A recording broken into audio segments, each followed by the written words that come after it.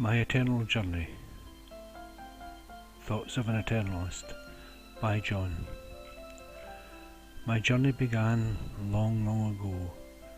Where it will end, I do not know. During the journey, I enter many a death-like sleep, only to awaken fresh and new from slumber deep. This is the introduction to my eternal journey. Do you, or have you been encouraged to believe in a God and the devil? Are you afraid that if you think the wrong thoughts or question what you have been told and taught, that you will go to hell or miss out on paradise?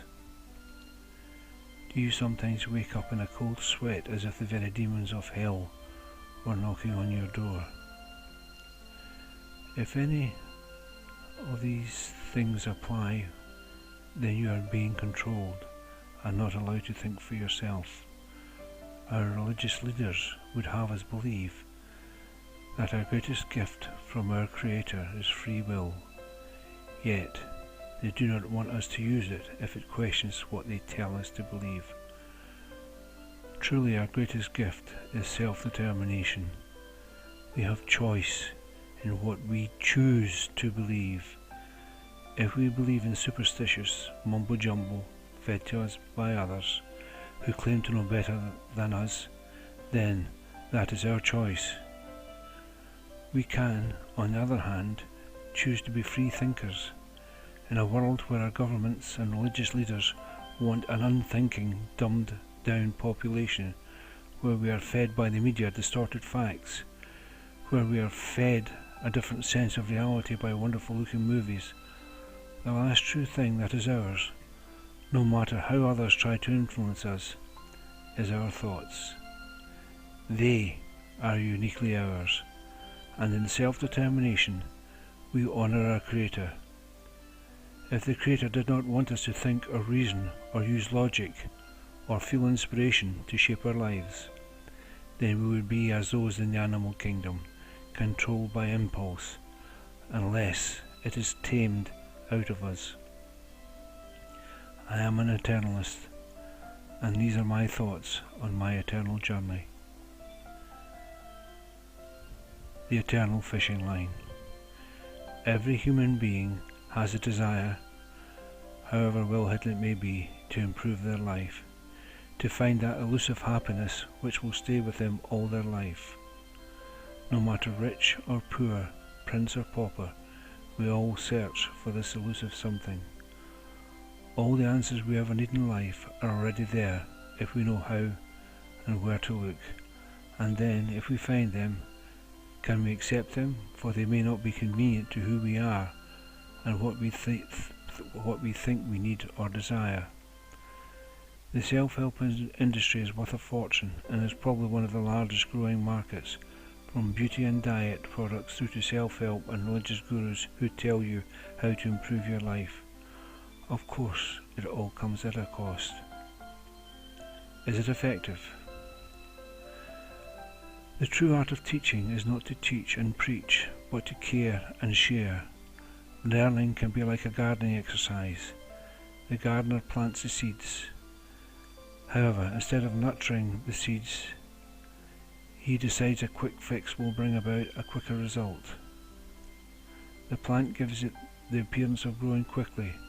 However, when the strong wind comes, the plant gets blown away, for it grew too quickly without having the roots to hold it firmly in place, and therefore could not weather the storm.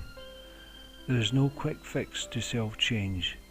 Anyone who says otherwise is blowing smoke, for they are not addressing the true inner issues which affect most, if not all, human beings. There's an old philosophy which asks, why give a starving person a fish, thus making them dependent on you, when if you give them a fishing line they can feed themselves and their families for life, thus retaining their independence and dignity. Most self-help books, lectures and all that goes with it do not address the true problem. The recipient believes that they do not have the skills or the knowledge themselves, and that a self-help quick fix will make things better. Of course, the providers of this self-help benefit financially for pointing out the recipient's shortfalls and possible solutions which sound wonderful in the heat of the moment, remember the gardener. Here is the truth, the eternal truth. You already have your fishing line, and you can feed yourself for life. You have only forgotten how to use it. Let me share my fishing line, my eternal journey with you. Listen, and see if it helps. What is an eternalist? From a very early age, most people are encouraged to fit into a religious box. This is mainly a Western custom, as opposed to the Far Eastern custom, which is much more open and flexible. Once you are in a box, conventionalists want to keep you there. They tell you that wise men have pondered a word of God, Jehovah, Allah, or whatever name your religious deity has, and this is what was meant by him or her, etc. In effect, what they are saying is that we do not have the capability or intelligence to work these things out for ourselves. In reality, we all have a conscience which is our direct connection with the eternal, should we choose to listen to it. The Taoist philosophy teaches that when you give something a name, you limit it, so calling your deity a name limits it. The Eternalist recognizes the unlimited, unending, unstoppable nature of things, and the perfect balance which holds all together, and chooses to call this eternal energy the eternal. What makes an eternalist? An eternalist does not limit the power of the eternal, either in what it is, what it can do, and who should benefit from it. An eternalist recognizes the eternal energy within all aspects of creation, not least of all within oneself. This eternal energy is within every aspect of creation, and therefore joins everything together. A eternalist does not dwell on the failures of conventional religion, but seeks to highlight its successes. This applies to every individual also. A eternalist recognizes the normally silent intelligence of the eternal. The eternal loves and nourishes all aspects of the eternal. We can choose to switch this connection off, or we can join. Not that we have ever been apart in this wonderful eternal energy, which has always been and always will be. An eternalist recognizes that true harmony begins with allowing our individual eternal to work in harmony with the eternal universal energy. In doing so, the eternal universe energy can then work in harmony with our individual energy. An eternalist sees eternity as life in process. There is no escaping and no hiding away from it. Therefore one should enjoy it as best one can. Within this process there is always perfect balance and perfect accounting. We may not always see this when we look at a single mortal life. However, one must consider this in the context of the eternal. In view of the eternal nature of things, why work from a negative balance when it is so much easier and enjoyable to work from a positive balance? The eternalist faces good and bad with equal equanimity, knowing the eternal truth that when we take the time pressure out of life, then we in effect reduce negative effects accordingly, for all things work themselves out eventually. The eternalist knows that relationships with others benefit, for we recognize in others the eternal energy seeking to find itself. There will be those who seek only to take, to hurt and kill. By this, killing does not necessarily mean physical death, but the killing of hope also. The eternal question then is why, when we are all created in the same way? Is it true that in order for each individual to grow spiritually and appreciate the good, that we must also know and understand the bad? Is it so that without the bad we would lose the gift of striving to be better than we are? A gift which enables us to continually refresh our beings by challenging us to find ourselves and the strengths we never knew we had. Is it like the oak tree and the willow tree? One is large and strong, roots firmly embedded in the earth, unmovable in its strength. The other is thin and weak looking, yet when the strong winds arrive and blow away all in its path, the oak tree resists in all its mighty strength, standing tall and grand until it is ripped from the earth. The willow tree does not resist, it simply bends to the forces of the time, and then bounces back to remain standing, quietly, secure in its own strength. The Eternalist recognizes that the meaning of life is to live, not survive it, nor fight it, nor hide away from it. Life is to be embraced in all its myriad forms. In the context of eternity, what we know as life, this life, is a drop, of a drop, of a drop, etc. in the great eternity. Did you worry about the last second before hearing this? In the context of a full life, this life, a second is minuscule, so enjoy. The Eternalist knows that enjoying life does not involve causing hurt, pain or distress to anyone or any creatures, least of all, oneself.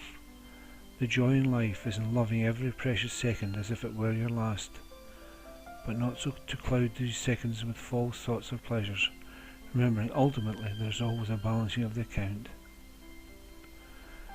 The Eternalist knows that inadvertently there will be times when things will happen which cause distress to others, and that similarly distress will be caused by others to us. In forgiving others, we must also learn to forgive ourselves, and vice versa. That when we are hurt emotionally or physically by others, we automatically build unseen protection around ourselves to ensure the same thing doesn't happen again, very much like applying body armour. Every time we are hurt, we add another layer of protection until in some instances we are totally blocked from life. Yet whilst no sane person would wish to be hurt, the other side of the equation is that we shut out life, and we therefore will lose much more than we will gain. Imagine a person who is totally comfortable in their own being. They don't need the armour, for any hurt received is accepted for what it is, an occupational hazard of living, no more and no less. Consequently, they get on with living, not as a prisoner of fear, but as a free person. Freedom begins within the soul. The Eternalist recognizes that in today's society we are educated subconsciously by television, movies, computer games, advertising and many other things that we are not even aware of. Of course, we are educated at school, but how can it compare in a child's mind with computer-generated images in action? Why read a book and stimulate one's own imagination when it appears so much easier to watch someone else's imagination come alive on the screen? We are made to believe we are much less than we are, imperfect hair, imperfect skin, imperfect everything. Yet we see these people who appear to be much greater than us. However, the truth is, what you see does not reflect their life in total. It is only a brief snapshot of a temporary creation. The truth is that true beauty comes from within, knowing that we are being the best we can be in spite of our circumstances, and loving our individual beings for who we are. The Eternalist knows that Pandora's box does exist in each and every individual. However, the truth is the opposite of the myth. The individual's Pandora's box is where our dark secrets are kept. The lid is opened slightly, then slammed shut tightly as another dark secret is locked away, never again to see the light of day. The box is located within our subconscious, where it is constantly under pressure from the secrets within, where it festers and groans with the weight of its contents. Although it is locked tight and hidden away so that our conscious mind appears to forget about it, it still exerts an influence on our lives, causing dis-ease, and if left unattended, may well lead to disease. The reality is that most, if not all, of the dark secrets are only dark to the individual. However, even those who have truly deep dark secrets suffer even more. In the context of eternity, they will always eventually come to the light.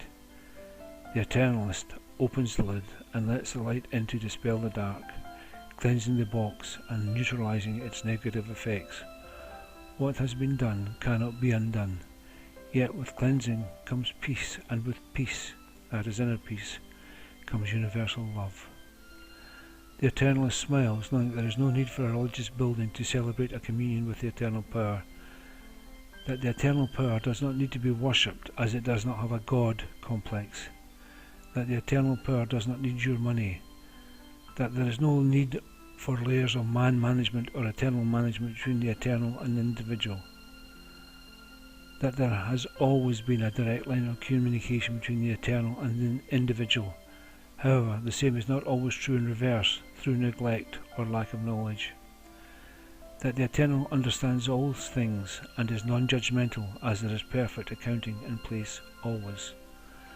that sharing experience and giving advice are infinitely more productive than telling people what to do by preaching at them, that those who criticise others inadvertently highlight their own shortcomings, that positive encouragement is far superior in all respects to negative criticism, that a hand up is better than a hand out, that love and fear are polar opposites and influence all aspects of life, that the family unit is much larger than the family, that of the oldest institutions in the world, that is to say the three oldest institutions in the world, prostitution, government and religion, prostitution is the most honest. This is the end of part 1 of The Eternalist. I do hope you will join me for part 2. Thank you.